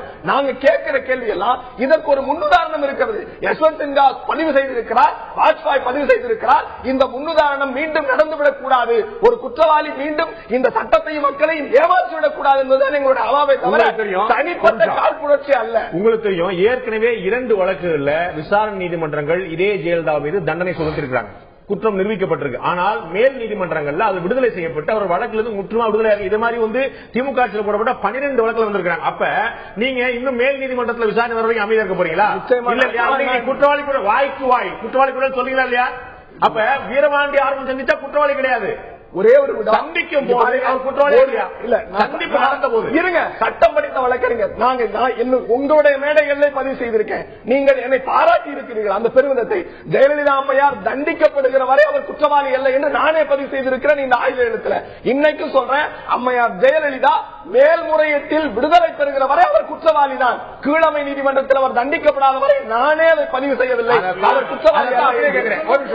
அவ்வளவுதான். ஒரே நிமிஷம் இருங்க. அவர் நீங்க அருமையா கேட்டீங்க, அருமையா சொன்னீங்க. திரும்பத்தூர் ஒரு நிமிஷம், வழக்கில் விடுதலை பெறும் வரை அவர் குற்றவாளி தான், அதான் சொன்னீங்க. தப்பா சொல்லல? திரும்பவும் சொல்றேன், ஒரு நிமிஷம். மேல் நீதிமன்றத்தில் விடுதலை பெறும் வரை குற்றவாளி தான், அதுதான் சொன்னேன். வீரபாண்டி ஆறுமுகம் சந்திக்கும் போது அந்த குற்றவாளிகள் விடுதலை பெற்றவர்களா இருந்தார்களா? நான் திரும்பவும் சொல்றேன், அதைத்தான் அடுத்த வேலை மறந்துட்டீங்க பாத்தீங்களா வசதியா. விசாரணை கைதியாக இருக்கிற போது அவர் குற்றவாளி. விசாரணை கைதியாக இருக்கிற வரைக்கும் அவர் குற்றவாளி அல்ல. குற்றச்சாட்டு நிரூபிக்கப்படுகிற போது அவர் குற்றவாளி. அந்த விசாரணை கைதியாகத்தானே இருந்தாலே தவிர குற்றம் சாட்டப்பட்ட கைதியாக. இதுல 2 பேருமே செய்தது தவறுதான். நீங்க வந்து இன்னைக்கு குற்றம் சாட்டப்பட்டவர்களை சந்திக்க கூடாதுன்னா அரசியல்ல 90% பேர் மேல ஏதோ ஒரு வழக்கு இருக்கும். ஆனால் அந்த குற்றத்தினுடைய தன்மை என்னங்கிறது தான் நமக்கு பிரச்சனை. இப்ப நீங்க சொன்ன மாதிரி வீரபாண்டி ஆறுமுகம் விஷயத்துல அது ஒரு கடுமையான ஒரு குற்றச்சாட்டு இருந்த ஒரு வழக்கு. அதே மாதிரி இது ஊழல் குற்றச்சாட்டுல நீதிமன்றம் இதை வந்து தீர்ப்பளித்திருக்கு. இதுலதான் இந்த பிரச்சனை வருதே தவிர சாதாரணமா இப்ப ஒவ்வொரு தலைவர் மேலையும் ஏதோ ஒரு வழக்கு இருந்துட்டு தான் இருக்கு. அரசியல் ரீதியான வழக்குகள் நிறைய இருக்கு. அதனால அந்த சந்திப்புகளே கூடாதுன்னு நம்ம சொல்ல முடியாது. இங்க என்ன சிக்கல் வருதுன்னா இந்த இதுல இருக்கிற இந்த ஒரு யூகமான விஷயங்கள் இருக்குல்ல, அதுதான் சந்தேகத்தை கிளப்புவதா இருக்கு. ஒண்ணு வந்து இதுவரை அவர் வந்து யாரையும் சந்திக்கவில்லை. முதல் முறையாக ஒரு தலைவரை கட்சிக்கு வெளியில இருந்து சந்திக்கிறார். ஒரு இந்த விடுதலைக்கு பிறகு கிட்டத்தட்ட அவங்க கட்சியில இருக்கிறவங்களே ஒரு செலக்டட் மெம்பர்ஸ் தான் பார்க்க முடியுது. அப்படி அது கூட யாரை சந்திப்பதுங்கிறது அவருக்கு உரிமை இருக்கு. இவர் தான் சந்திக்கிறதா இல்லையாங்கிறது ஒண்ணு. அந்த ஒரு இடத்தினாலும் அந்த இம்பார்ட்டன்ஸ் வந்து வருது. இரண்டாவதாக இந்த சந்திப்பு குறித்து கடைசி வரை தமிழக பிஜேபியில் இருக்கிற தலைவர்களுக்கு கூட தெரியாத அளவுக்கு அது ஒரு ரகசிய சந்திப்பாக இருந்தது. சந்தித்த பிறகும் கூட சொல்லி அவங்களுக்கு தெரியும் இல்ல. சந்தித்த பிறகும் கூட இது என்ன எதற்காக நடந்த சந்திப்புங்கிறதுல ஒரு முழுமையான விஷயம் இல்லாத போது இதுல நிறைய யூகங்கள் வர வாய்ப்பு இருக்கு. அரசியல் ரீதியாக நான் இன்னொரு விஷயம் என்ன பாக்குறேன்னா, இது ஒரு பெரிய செட்பேக் தமிழக பிஜேபிக்கு நான் நினைக்கிறேன். நீங்க வந்து அவங்க 2 திராவிட கட்சிகளுக்கு மாற்றான ஒரு கூட்டணியை நான் முன்வைக்கிறேன் போது கழகங்கள் இல்லாத தமிழகம் கொண்டு வந்த போது ஊழல் குற்றச்சாட்டுகளை சந்தித்துட்டு இருக்கின்ற 2 கழகங்களுக்கு மாற்றாக ஒரு நேர்மையான ஆட்சியை கொண்டு வருவோம் சொன்ன பிறகு இப்ப வந்து மக்களுக்கு ஒரு சின்ன சந்தேகம் வந்துரும். கூட்டணி கட்சிகளுக்கே கூட பிஜேபியோட போறதை பத்தின ஒரு கேள்வியும் எடுத்து அந்த கூட்டணி கட்சிக்கான சந்தேகம் தான் திரு கார்த்திக் அழகாதுனா பாமகவுடைய நிறுவனர் டாக்டர் ராமதாசும் கூட இந்த சந்தேகத்தில் இருக்கிறார். திமுக சொன்னா உங்களுக்கு ஒரு லாஜிக் இருக்கும், அரசியல் ரீதியான எதிரி. ஆனா அவங்க கூடவே இருக்கக்கூடிய மதிமுக மாதிரி கூட கூட்டத்தில் வெளியேறாத கூடவே இருக்கக்கூடிய தெளிவா சொல்றாரு. அப்ப இந்த சந்தேகத்துக்கு இடம் இருக்குங்கிறத நீங்க எப்படி மறுக்க போறீங்க? இல்ல நான் சொல்றேன். அதுக்கு முன்னால இந்த வருமான வரிகளுக்கு சம்பந்தமா ஒரு விஷயம் பேசிட்டு இருந்தோம். இந்த கலைஞர் தொலைக்காட்சி விவகாரத்தில் 200 கோடி ரூபாய், அதுல பிஃபோர் கோயிங் டு கோர்ட் அந்த 200 கோடியை வந்து டிரான்ஸ்பர் பண்ணாங்க. I think if I am right, Prasanna வந்து கிளாரிஃபை பண்ணலாம். ஆனா கோர்ட் வந்து அதை ஏத்துக்கல. இது வந்து லோனா தான் நாங்க வாங்கணும் அப்படின்னு சொல்லி சொன்னாங்க. அதனால இந்த பண விவகாரத்துல வந்து பெரும்பாலும் நம்முடைய அத்தனை கோர்ட்டுகளுமே நீதிமன்றங்களுமே இந்த அக்யூஸ் அப்படின்னு சொல்றவங்களுக்கு தான் கடைசி நிமிடம் வரை, கடைசி செகண்ட் வரை வாய்ப்பு கொடுக்குது கோர்ட்ஸ். எந்த நீதிமன்றமாவது யாராக இருந்தாலும் அதுதான் உண்மை. இப்ப முதல்ல ஐயா சொன்னது போல கடைசி நிமிஷம் வரைக்கும் அந்த அக்யூஸ் அவங்களுக்கு வந்து உரிமை இருக்கிறது செட்டில்மெண்ட் பண்றதுக்கு. அது வந்து அந்த டிபார்ட்மெண்ட்ஸோ கன்சர்ன் ஈவன் பிரைவேட் பார்ட்டிஸ்ல கூட டிஸ்பியூட், பொருளாதார ரீதியா டிஸ்பியூட் வரும்பொழுது கோர்ட்டுங்களே தண்டனையை பத்தி அதிகமா யோசனை பண்றது இல்ல.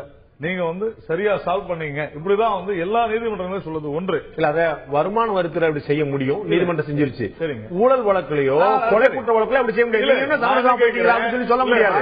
இல்லதான் இப்ப வந்து நம்ம வருமான வரித்துறை வழக்குல சமரசம் பேசப்பட்டது முடிஞ்சு வச்சுக்காத நீதிமன்றம் எடுத்து நீதிமன்றத்தில் உரிமை மாற்றுகிறதுல இப்ப அவர்கள் தண்டனை பெற்றிருக்கிறது ஊழல் குற்றச்சாட்டு. நான் என்ன சொல்றேன், இந்த ஊழல் கூட மேல்முறையீடு. இந்த மேல்முறையீட்டுல இனிமேல் சாட்சிகளை யாரும் விசாரிக்க போறதில்லை. ஏன்னா மேல்முறையீட்டுல சாட்சிகளே கிடையாது.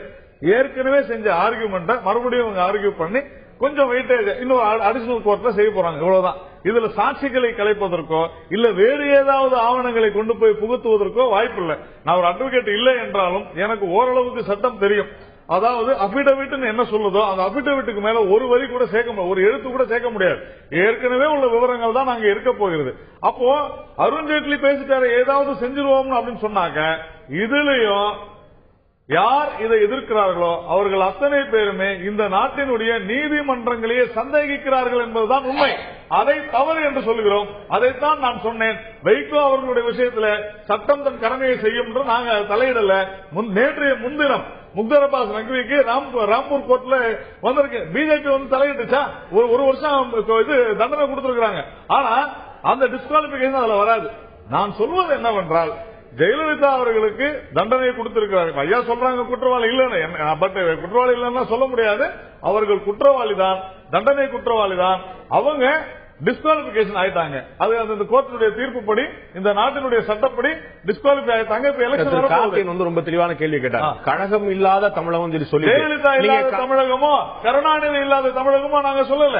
நீங்க வித்தியாசமா எனக்கு புரியல. நான் என்ன கேட்கிறேன், நீங்க வெறுப்பு அரசியலே தமிழகத்தில் எவ்வளவு உங்களுடைய சித்தாந்தம் வேட்படுத்தும் போது சொன்னீங்க குற்றத்துக்கு தான் தன்னை நேரம் இருக்கு சொல்லணும், குற்றத்துக்கு தான் தன்னையை தவிர குற்றவாளிக்கு இல்லைன்னு ஒரு வார்த்தை சொன்னீங்க. அதுவே கொஞ்சம் இப்ப நீ சொல்றீங்க கழகம் இல்லாத தமிழகம் தான் சொல்லணும் தவிர கருணாநிதி இல்லாத ஜெயலலிதா கழகம் இல்லைங்க. நீங்க ஏன் அரசியல் வச்சு பாக்குறீங்க? நான் அதுதான் கேட்கிறேன். அரசியல் தலைவர் பாத்துட்டீங்க, பாத்துட்டீங்க. இது நீதிமன்றம் தொடர்பா இல்ல, அது கொச்சைப்படுத்துற விஷயம். ஒரு நிமிஷம், இங்க ஜெயலலிதா அவர்களுடைய ஆட்சி நடந்து கொண்டிருந்த பொழுது திமுக தலைவர் கருணாநிதி அவர்கள் கைது செய்யப்பட்டார். எங்களுடைய மூத்த தலைவர் இலா கணேசன் அவர்களை சென்று பார்த்தாரா இல்லையா? பதில் சொல்லுங்க. அப்போலோ ஹாஸ்பிட்டல்ல முரசொலி மாறன் அவர்கள் அப்போலோ ஹாஸ்பிட்டல் இருந்த போது இதே அருண்ஜேட்லி போய் அப்போலோ ஹாஸ்பிட்டல் போய் பார்த்தாரா இல்லையா?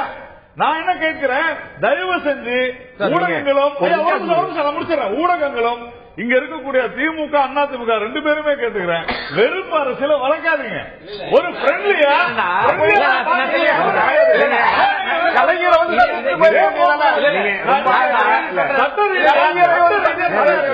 சட்ட ரீதியாக அருண்ஜேட்லி அவர்கள் ஜெயலலிதா அவர்களை சந்திக்க கூடாது என்று தடை இருக்கிறதா? வெஸ்ட் பெங்கால்ல போன வாரம் நடக்குது. வெஸ்ட் பெங்கால்ல போன வாரம் இதே அருண்ஜேட்லி மம்தா பானர்ஜி சந்திச்சிருக்கா இல்லையா? என்ன பேசுறீங்க நீங்க? எந்த உதாரணம் வரீங்க நீங்க? உதாரணம் சரியா இருக்கிறீங்களா? நீங்களே மறுபடி சொல்லுங்க. அருண்ஜேட்லி வந்து ஏற்கனவே வந்து முரசொலிமாறன் சந்திச்சார். முரசொலிமாறன் விசாரணை கைதியாக கைது செய்யப்பட்ட என்னுடைய அளவு சட்டம் வந்து ஒரு கன்விக்ட வந்து பார்க்கப்படாது சொல்லி இருக்குதா? இல்ல உங்களுடைய பாதங்களா சொன்னீங்க. இவர்கள் போல நான் வழக்கறிஞர் எனக்கு ஓரளவு சட்ட அறிவு ஒண்ணு சொன்னீங்க. நீங்க சொல்லுங்க. Is there any difference between FIR or charge sheet or accused இருக்கா? இருக்கு. இல்ல எல்லாம் ஒண்ணுதான். இல்ல எல்லாமே வேற வேறதான். ஆனா எங்கேயுமே ஒரு கன்விக்ட பார்க்க கூடாதுன்னு சொல்லலையே. அதைத்தான் நான் சொன்னேன். அவர் செய்த குற்றத்திற்கு தண்டனை கொடுக்கப்பட்டிருக்கிறது.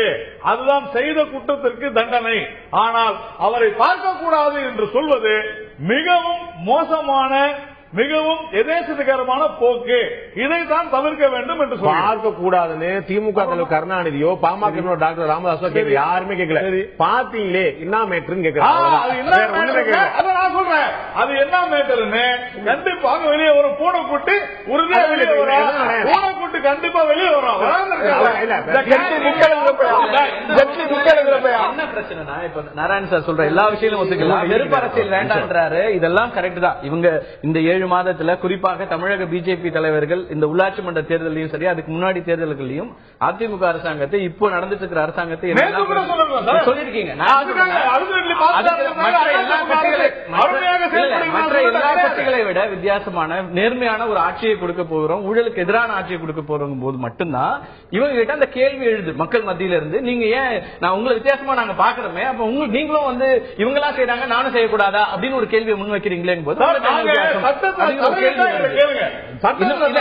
என்ன பிரச்சனை? எல்லா ஊடகங்கள் என்ன சொன்னாங்க? ரவிசங்கர் பிரசாத் வெங்கையா நாயுடு பார்த்தாங்க. அதனால ஜெயலலிதா கேஸ் வந்து முதலமைச்சருங்க. முதலமைச்சருங்க ஒருவேளை சந்திச்சது அதுக்காக வழக்கு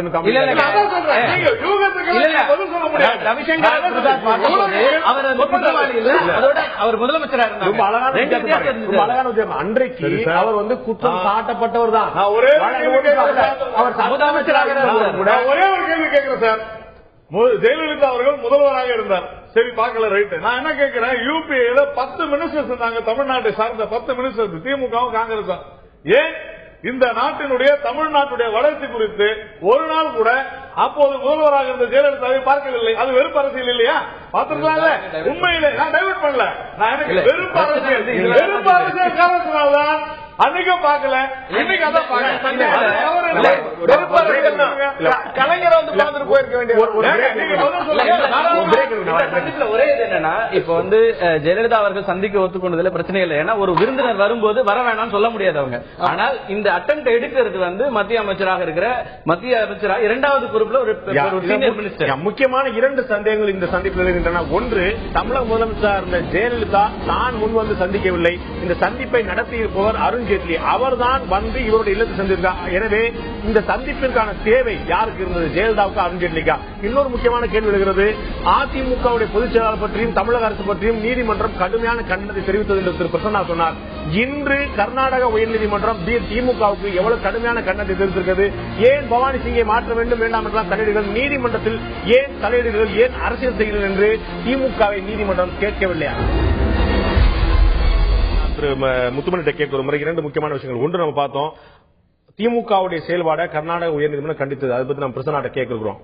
அதிமுக பாஜக இந்த உறவு வந்து அரசியல் ரீதியான அப்படிங்கறத தாண்டி இந்த 2 முக்கியமான வழக்குகள், வருமான வழக்கும் சரி சொத்து வழக்கும் சரி, 2 முக்கியமான வழக்குகள் இருக்கும் போது இந்த சந்திப்பு நிறைய அரசியல் சந்தேகங்களை, நிறைய யூகங்களை கிளப்பும் என்று தெரியாதா? இதை நீங்க தவிர்க்க முடியாது. 2 அரசியல் தலைவர்கள் பேசணும்னு நேரில் தான் சந்திச்சு பேசணுமா? போன்ல பேச முடியாதா? கடித பரிமாற்றம் இருக்காதா? இல்லாட்டி உங்களுக்கு தூதுவர், அரசியல் தூதுவர் கிடையாதா? பர்பஸ்ஃபுல்லா இந்த சந்திப்போட முக்கியத்துவம் வந்து மிக மிக முக்கியமான விஷயம். 2வது நபர் தெரிந்து கூட கூடாது அப்படிங்கறதுக்காக இவ்வளவு ஒரு பிரைவேட்டான ஒரு சீக்கிரட்டான சந்திப்பு நடக்க முடியும். இல்ல, உங்களுடைய கேள்விக்கு வந்து பிஜேபி சார்பில் நண்பர் நாராயணன் அவர்கள் தெளிவாக இருக்கிற சொல்லி இருக்கிறார். சந்திக்க கூடாது என்பது சட்டப்படியோ மரபுப்படியோ தவறு அல்ல என்பது எல்லோராலும் ஒப்புக்கொள்ளப்பட்ட விஷயம். நான் இன்னும் பெட்டரா கேள்வி கேட்டு ட்ரை பண்ணட்டுமா? நான் என்ன சொல்ல வரேன், சந்திக்க கூடாதுன்னு யாருமே சொல்லல. சந்தேகம் என்பது அவரவரை நினைப்புக்கு சந்தேகம் வந்தா அது நம்ம கையில எல்லாம்.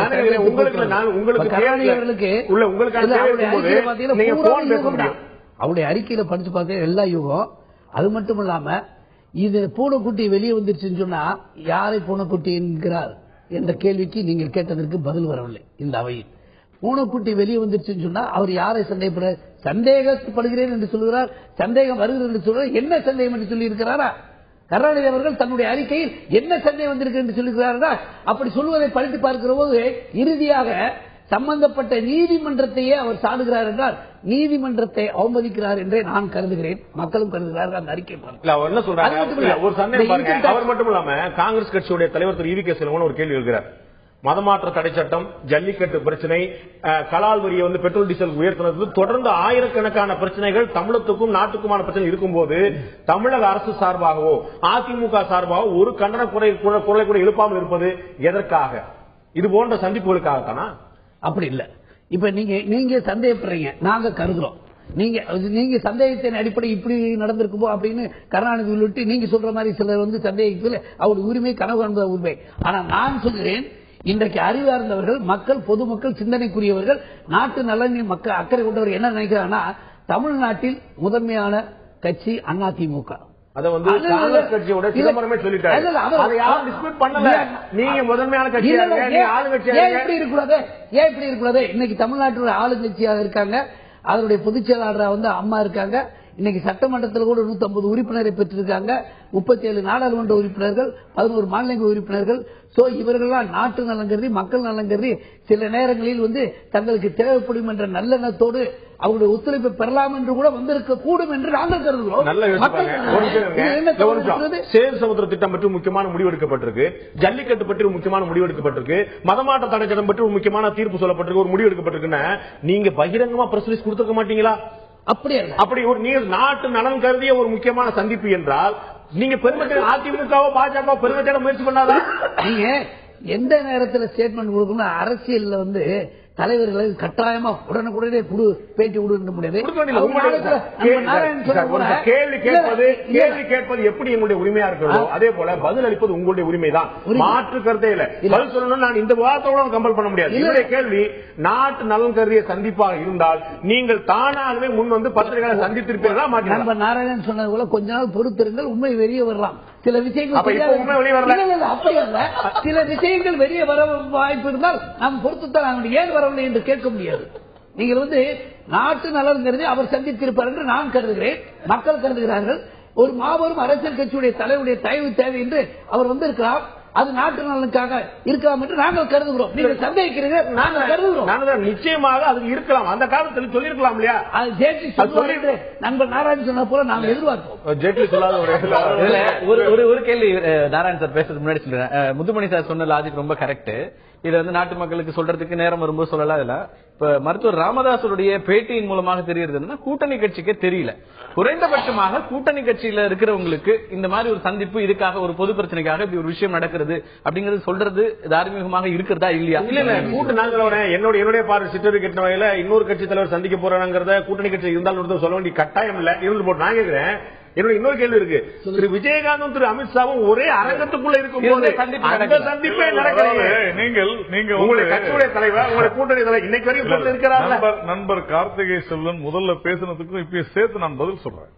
இப்போ சந்தித்தது பாரதிய ஜனதா கட்சியினுடைய தலைவர் அருண்ஜேட்லியா, இல்லை தனிநபர் அருண்ஜேட்லியா, வழக்கறிஞர் அருண்ஜேட்லியா, இல்லை அமைச்சர் அருண்ஜேட்லியா, இப்படி பல கேள்விகளை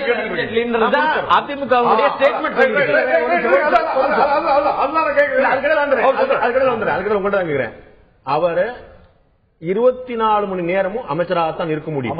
தனிப்பட்ட முறையில அவர் போய் நான் ஊருக்கு போறேன்னு சொல்லிட்டு அமைச்சரையோ நேபாள சந்திக்க முடியாது. வழக்கறிஞர் சொன்னீங்க இல்லையா, வழக்கறிஞர் போய் வாதாட முடியுமா? நாளைக்கு பதவியை ராஜினாமா பண்ணிட்டு தான் வழக்காட முடியும். நீங்க சொன்னதையும் இவர் சொன்னதையும் நான் முழுக்க ஏற்றுக்கொள்கிறேன். ஒரு அமைச்சராக அவர் சந்தித்திருந்தால் கூட்டணி கட்சிக்கு சொல்லணும்ன்ற அவசியம் இல்லை. நானும் ஆமா சொன்னேன்.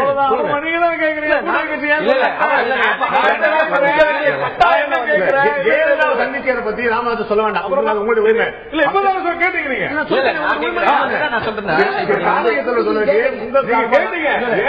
கூட்டணி கட்சிக்கு இருப்பது உங்களுடைய உரிமை என்ன? கார்த்திக் கேள்வனுக்கு உங்க சார்பா நானே போய் சொல்றேன். எனக்கு வேற ஒரு சந்தேகம் வந்துச்சு.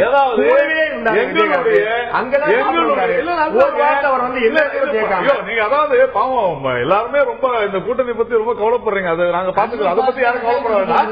அந்த கூட்டணி எப்படி சிரமம் வச்சு நாங்க பாத்துக்கிறோம். நீங்க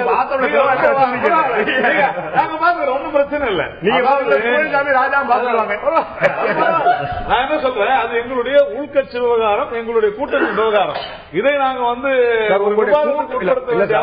கூட்டணி கட்சியை சேர்ந்த தலைவர் பொதுமக்களை சந்தித்து பத்திரிகைகளை சந்தித்து இந்த கேள்வி எழுப்பதனால தான் வருது. திமுக தலைவர் இந்த அறிக்கை வெளியிட்டதனால தான் வருது. தொடர்ந்து சொல்லிக் கொண்டிருக்கிறோம். பாட்டாளி மக்கள் கட்சியினுடைய தலைவர் ராமதாஸ் அவர்கள் கூட்டணி கட்சியில் இருந்து கொண்டு எங்களை விமர்சிக்காதீர்கள் என்று தொடர்ந்து சொல்லிக் கொண்டுதான் இருக்கிறோம்.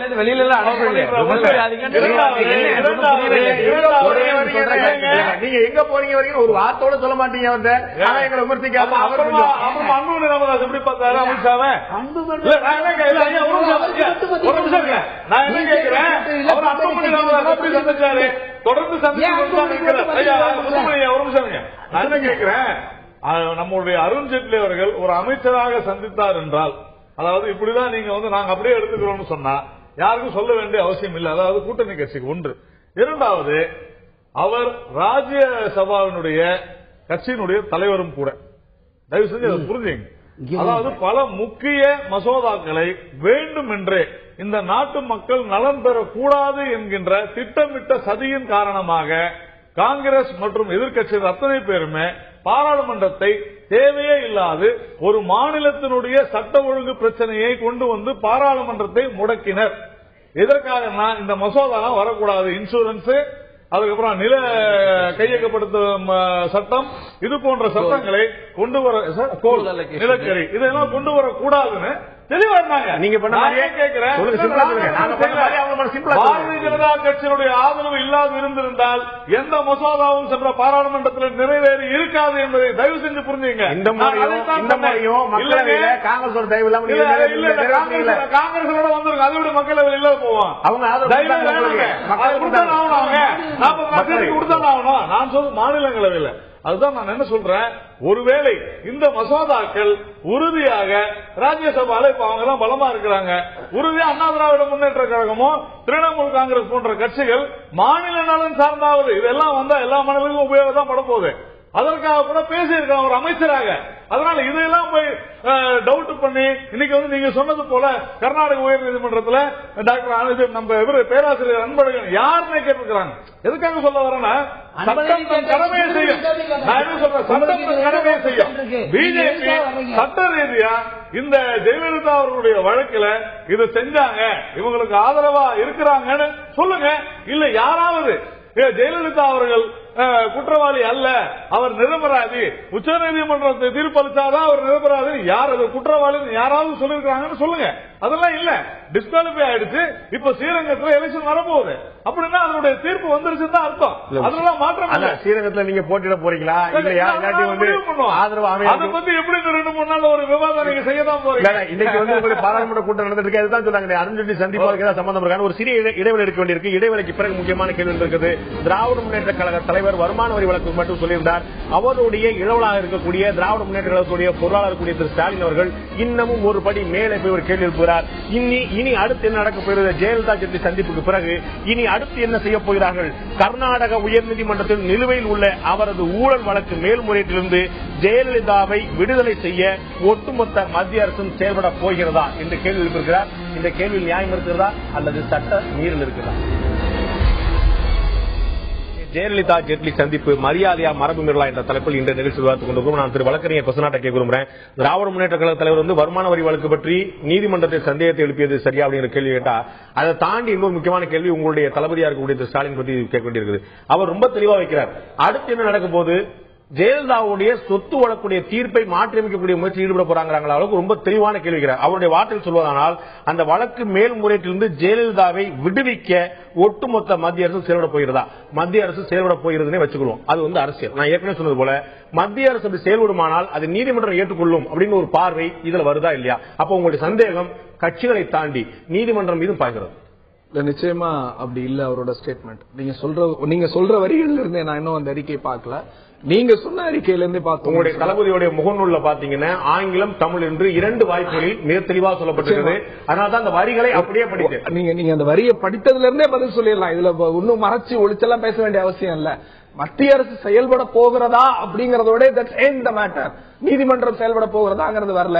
மத்திய அரசு செயல்பட போகிறதாங்கிறது ஒரு எதிர்க்கட்சி. மத்திய அரசு நினைச்சா வழக்குல விடுதலை வாங்கி தர முடியும். ஒரே ஒரு விடியம் இந்த சந்தேகம் 25 ஆண்டு காலம் மத்திய அரசு இருந்த உங்களுக்கு தான் அனுபவம் இருக்கும். இருங்க, ஒரே ஒரு நிமிடம் முடிச்சிடறேன். இதற்கெல்லாம் முன்னுதாரணம் யஸ்வந்த் சின்ஹா சொன்னதற்கு இதுவரைக்கும் பதில் இல்லைங்க. 5 தடவை சொல்றீங்க, 10 தடவை சொல்றாங்க இந்த விஷயத்த. ஒரே ஒரு விஷயம், யஸ்வந்த் சின்ஹாவிடம் நடந்த விடையும் நடந்துவிடக் கூடாதுங்கிறதா எங்களுடைய ஐயமே. இந்த அறிக்கை தலைவர் அவர்கள் தளபதி அவர்கள் வெளியிட்டதற்கான முயற்சி பண்ணி தோத்து போனோம். இந்த சேர்த்தி வந்து அம்மாவை விரக்தி உச்சகட்ட விரக்தி நம்ம தலைவர் உளர்றாரு, பிதற்றுகிறார். அரசியல் வந்து நான் உங்களை அனுமதிக்க முடியாது. இது அதிமுக மேடை எல்லாம் தயவுசெய்து புரிஞ்சுக்கோங்க. நான் வந்து எல்லாத்தையுமே கேள்வி கேட்டு நீங்க அப்படி வந்து வாய்க்கு வந்து தயவுசெய்து பயன்படுத்தாதீங்க. மன்னிக்கணும், தயவுசெய்து பயன்படுத்தாதீங்க. திரு பிரசன்னா, நான் ரொம்ப தெளிவா கேட்டேன். அவர் அருண்ஜேட்லி சொன்னது வந்து யஸ்வந்த் சின்ஹா சொன்னதான் சொல்ல போறாங்க. அவருடைய அரசியல் நடவடிக்கை. நாங்க மத்திய அரசு வழக்கிலிருந்து விடுவிக்கும் முயற்சி ஈடுபட போகிறதா அப்படின்னு மத்திய அரசு நினைத்தால் வழக்கை திருப்பம் ஏற்படுத்த முடியும். அப்படித்தான் 25 ஆண்டுகளா நீங்க மத்திய அரசு நடந்ததா? ஒரே ஒரு விடயம் நீங்க நான் அதைத்தான் திரும்பவும் சொல்றேன். 5வது முறை இல்ல 10 முறை கூட சொல்லலாம். இதுவரைக்கும் யஸ்வந்த் சின்ஹா ஒரு முன்மாதிரி இருக்கு. அதிமுகவினுடைய இதுல ஏற்கனவே கையப்பிடிச்சு இழுத்திருக்காங்க. அதனால எங்களுக்கு சந்தேகம் இருக்கு. யஸ்வந்த் சின்ஹாவிற்கு இன்றைக்கு வரைக்கும் பதில் சொல்லல அம்மையார் ஜெயலலிதா. வாஜ்பாய் அவர்களுடைய கேள்விகளுக்கு பதில் சொல்லல. அந்த மாதிரி ஒரு தவறான விடயம் நடந்துவிடக் கூடாது. நடந்துவிடக் கூடாது. யாருமே பேச கேட்கிறேன். கர்நாடக உயர்நீதிமன்றம் இன்றைக்கு கடுமையான கண்டனத்தை தெரிவித்திருக்கிறது. நீதிமன்றத்தை நீங்க எப்படி பயன்படுத்துறீங்க, எப்படி பார்க்கிறீங்கன்னு சொல்லிட்டு உங்களுக்கு இதுல என்ன வேலைன்னு யார் அரசு சொல்லுகிறாங்க தெளிவாக உங்களுக்கு நோக்கம் இருக்குது என்பதை நீதிமன்றமே சந்தேகிக்கிறது. நீங்கள் நீதிமன்றத்தையே சந்தேகிக்கிறீர்கள். ஒரே ஒரு விடயம் தான் மிக தாழ்மையான கருத்து. இந்த நீதி பரிபாலனத்தினுடைய உச்சபட்சம் இவங்க அதிமுகவினுடைய தகவலே சொல்றேன். கீழமை இல்ல, ஹைகோர்ட் இல்ல, சுப்ரீம் கோர்ட் தானே. சுப்ரீம் கோர்ட் 2003 தீர்ப்புல திராவிட முன்னேற்ற கழகம் ஒரு எதிர்க்கட்சி எப்படி செயல்பட்டிருக்கிறது இந்த வழக்கில் என்பதை உச்சநீதிமன்றமே பதிவு செய்திருக்கிறது. ஆக இந்த வழக்கில் இருந்து மேல்முறையீட்டுக்கு போகிறது அதற்கான தீர்ப்புகள் மாற்றப்படலாம், மாறாமல் இருக்கலாம். ஆனால் ஏற்கனவே 2003 இதே ஜெயலலிதாவுடைய வழக்கில் இங்க பிறல் சாட்சிகளாக மாற்றப்பட்ட போது கர்நாடகத்துக்கு மாற்றணும் அப்படின்னு சொன்ன போது எதிர்க்கட்சியாக திராவிட முன்னேற்ற கழகமும் இன்றைக்கு மனுவை தாக்கல் செய்திருக்கிற அன்பழகனும் they are very clear watchdog for the clear democracy அப்படின்னு எங்களுக்கு பட்டம் கொடுத்தது உச்சநீதிமன்றம். அந்த பாராட்டை ஏற்றுக்கொள்கிறோம். நிச்சயமா ஏற்றுக்கொள்ளணும். வந்து தாக்கு கொலை வழக்கு மாற்றும் போது வந்து வாட்ச் டாக்கா செயல்பட முடியல. இந்த மாதிரி ஒரு பார்வை இருக்குதான். திரு நாராயணன் கேட்க விரும்புறேன். இறுதியான ஒரு சுருக்கமான கேள்வி. இதுல பாருங்க, அரசியல் பல்வேறு விஷயங்கள் இருக்குது. நாளைக்கு தமிழகத்தில் இருக்கக்கூடிய பாஜக கூட்டணிக்கு என்ன ஏற்பட போகிற ஒரு கேள்வி இருக்குது. இன்னைக்கு நீங்க போட்டி ஏற்கனவே கடந்த தேர்தலில் நீங்க போட்டிட்டீங்க. நீங்க தான் போட்டிட்டீங்க கூட்டணி சார்பா. இந்த முறை போட்டிட்டீங்களா இல்லையா? ஒரு மிகப்பெரிய கேள்வி இருந்திருக்குது. தமிழகத்துல பாஜக வந்து அதிமுக திமுக 2 கலங்கள் இல்லாத ஆட்சியை கொண்டு வருவோம், இல்ல கலங்கள் இல்லாத அரசியல் கொண்டு வருவோம். இன்னைக்கு அந்த நிலைமை தொடருமா? நீங்க அரசியல் வந்து அப்படி கிடையாது. நான் எங்களுடைய தனிப்பட்ட ஆதரவு மத்தியில வேற நிலைப்பாடு, மாநிலத்தில் வேற நிலைப்பாடு சொல்ல முடியுமா? தமிழிசை சவுந்தரராஜன், திரு சுப்பிரமணியசாமி உட்பட திரு எச்ராஜ் உட்பட பல கருத்தும் சொல்லும் போது அதெல்லாம் அவங்களுடைய தனிப்பட்ட கருத்து சொல்லியிருக்காரு. இந்த சந்திப்பையும் தனிப்பட்ட கருத்து சொல்ல போகிறீங்க. இதுல தனிப்பட்ட கருத்து எப்படி சொல்ல முடியும்? யாருமே சொல்லலையே. நான் கூட இந்த 1 மணி நேரமாக அதைத்தான் சொல்லிக் கொண்டிருக்கிறேன். திரு அருண்ஜேட்லி அவர்கள் நீங்க ஒரு வார்த்தையை உபயோகம் பண்ணீங்க. என்னன்னா பிரைவேட் அண்ட் சீக்ரெட் அப்படின்னு சொன்னீங்க. இந்த சீக்ரெட் அப்படின்னு சொன்னா கண்காணாத இடத்துல, யாருக்குமே தெரியாத ஒரு இடத்துல நடக்கிறதுக்கு பேர் தான் பிரைவேட் அண்ட் சீக்ரெட். ஆனா அவங்க வீட்டுல எல்லாருக்கும் தெரிஞ்சுதான் போயிருக்காங்க. போட்டோ எடுத்து எல்லா பத்திரிகைகளும் கொடுத்திருக்காங்க. ஆனால் இது வந்து ஒரு பிரைவேட் மீட்டிங் இல்ல, சீக்ரெட் மீட்டிங் இல்ல, ஓபனா. ஆனா இதை வந்து பிரஸுக்கு சொல்லணும், என்ன பேசணும்ன்றத சொல்லணும்னு சொல்ல கேட்க வேண்டிய உரிமை இல்லை என்று நான் நினைக்கிறேன். உங்க ரெண்டு எதற்கெடுத்தாலும் ஊடக சுதந்திரம் என்று கேட்கிறீர்கள். உங்களுக்கு ஓட்டு போட்ட மக்களை பத்தி தான் நான் வந்து திரு முத்துமன் சொன்னதான் எதிர்காலத்து உங்களுடைய கூட்டணி என்ன உங்கள்ட்ட நான் சொல்ல என்ன அப்படின்னா, கேட்பது எங்களுடைய உரிமை என்றால் பதில் சொல்வதும் கூட உங்களுடைய உரிமை தான். உங்களுடைய கடமை சொல்ல, உங்களுடைய உரிமை இஷ்டப்பட்டா சொல்லலாம், மாட்டேன்னு சொல்லலாம். நான் கேட்கறது பொதுப்படையில ஒரு சந்திப்பு நடந்த போது வீடியோ அனுப்புனீங்க, போட்டோ அனுப்புனீங்க, ஒரு பிரஸ் ரிலீஸ் அனுப்பியிருந்தா அனுப்புவாங்க. ஏன் நீங்க கவலைப்படுறீங்க இதை பத்தி?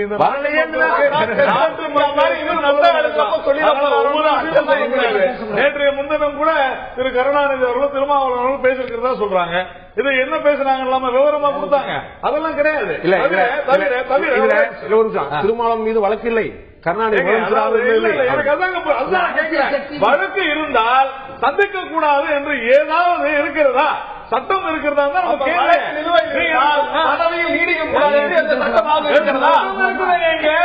இங்க வந்து உங்களுக்கு அவங்க கன்விக்டா இருக்காங்க, டிஸ்குவாலிஃபை ஆயிட்டாங்க, முடிஞ்சு போச்சு. தவிர உங்களுடைய கேள்விகள், நம்ம நண்பருடைய கார்த்திகை செல்வன் கூட சொன்னாரு சில விஷயங்கள்ல, அதிமுக பிஜேபி அந்த மாதிரிலாம் இல்ல.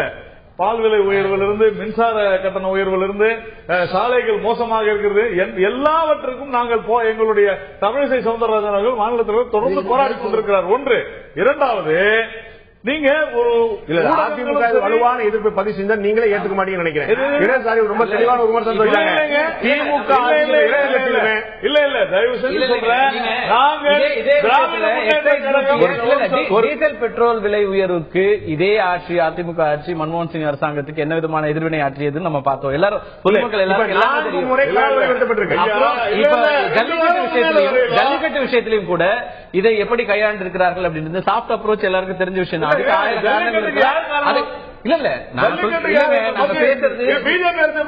பிஜேபி பத்தி சொல்லுங்க. ஜவடேகர் வந்து அது வந்து மாநில அரசு சரியான நேரத்துக்கு போகலன்றது உண்மைதான், அது ஒன்றும் சந்தேகம் இல்லை. இப்ப ஜெட்லி பார்த்துட்டாருன்னு சொல்றதுனால மட்டுமே இந்த அரசு வந்து நாங்க சொன்ன குற்றச்சாட்டு எல்லாம் சரியாயிருச்சுன்றது கிடையாது. நாங்கள் தொடர்ந்து ஒரே வரியில முடிச்சிரு, தொடர்ந்து நாங்கள் போராடி கொண்டுதான் இருக்கிறோம். இரு கழகங்களையும் இன்றும் சமதூரத்தில் தான் வைத்திருக்கிறோம். எங்களுடைய கட்சி உறுதியாக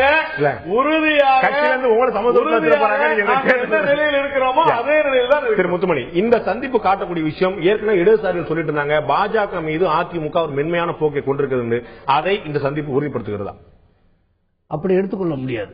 ஏன்னா அனைத்து இந்திய அதிமுக வந்து தன்னுடைய திடமான கொள்கையை வெளிப்படையான அரசியல் செய்யக்கூடிய இயக்கம். சீக்கிரட்டா வந்து கூட்டணி வச்சுக்கிறது, அண்டர்ஸ்டாண்டிங்ல பண்றது, இதெல்லாம் கருணாநிதி கையிருந்த நிலையில அதிமுக கிடையாது. இதுல வந்து ஒரு கருத்தை மட்டும் நான் சுருக்கமாக சொல்லுகிறேன். இன்கம் டாக்ஸ் இதை பொறுத்தளவுல கருணாநிதி அவர்கள் எழுப்பிய கேள்வி, அவருடைய அட்வைஸ் அதிமுகவுக்கு தேவையில்லை. அவர் வந்து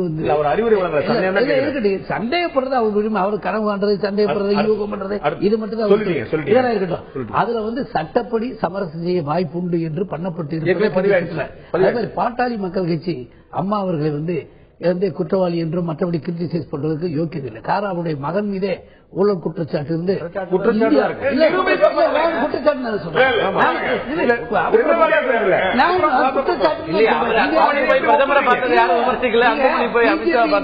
புரிந்து கொள்ள வேண்டும்.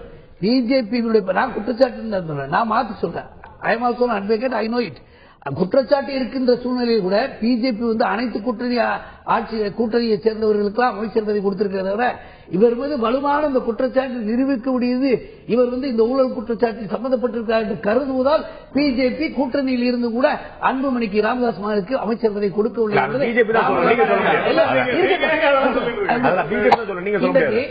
நண்பர் வந்து பார்வை எல்லாத்தையும் சொன்னாரு, அத்தனையும் நான் மறுக்கிறேன், நேரமில்லை என்பது அந்த குற்றச்சாட்டுகள் தவறானவை. அனைத்து தரப்பு மக்களுடைய சமநீதியை கொடுக்கிற கண்ணோட்டம் தான் அதிமுக ஆட்சி. தமிழ்நாடு திராவிட கருத்துக்களுக்கு சொந்த, அதை எடுத்துச் செல்கிற முன்னெடுத்துச் செல்கிற இயக்கம் அம்மா அதிமுக. இந்த மண்ணில் தந்தை பெரியார், அண்ணா புரட்சித் தலைவர் எம்ஜிஆரில் அம்மா அவர்கள் தான் மக்கள் கட்சி தலைவர். அண்ணா திமுக வெற்றி பெறும், மற்ற வடகுலத்து கட்சிகளுக்கு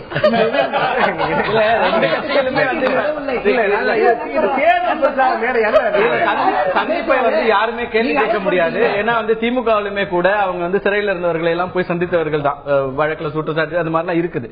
இங்க என்ன குறைந்தபட்சமாக இருக்கிறதுனா, ஒரு அதிகாரம் மிக்க பதவியில் இருக்கிற அருண்ஜேட்லி இருக்கும்போது அதுல வெளிப்படை தன்மை இல்லைங்கிறது மட்டும்தான் மக்களுடைய பார்வை என்னவா இருக்கிறது? மக்கள் இந்த ஜேட்லி மற்றும் ஜெயலலிதாவுடைய சந்திப்பை மக்கள் எப்படி பார்க்கிறார்கள்? இப்போது பார்க்கலாம்.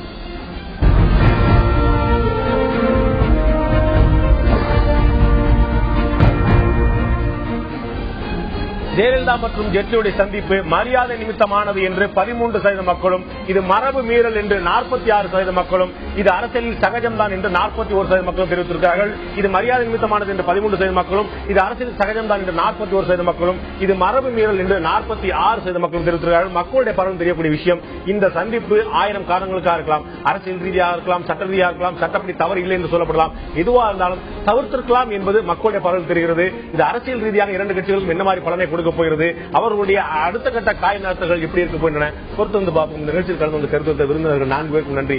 பார்த்த உங்களுக்கும் நன்றி நண்பர்களே. மீண்டும் இன்னொரு நிகழ்ச்சியில் சந்திப்போம். அதுவரை நன்றி, வணக்கம்.